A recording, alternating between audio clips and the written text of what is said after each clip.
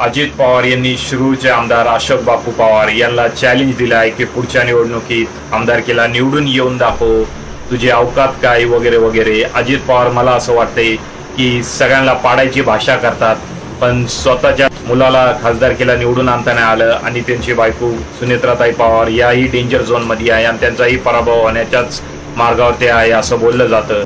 एकदा विजय शिवतारेला चॅलेंज देऊन पाडलं तेव्हापासून अजित पवार यांचा आत्मविश्वास काहीसा गगनावरच गेलेला आहे. ज्याला त्याला जो त्यांच्या विरोधक होतो त्याला पाडायची भाषा करतात. त्यानंतर विजय शिवतारे यांनी बारामती लोकसभेला अपक्ष उमेदवारी भरून अजित पवार यांना तुला माझा आवाका दाखवतो असं आव्हान दिलं. त्यावेळेस अजित पवार यांची काहीशी घाबरगुंडी झाली व ते विजय शिवतारेला विनवण्या करू लागले की माघार घे रे बाबा.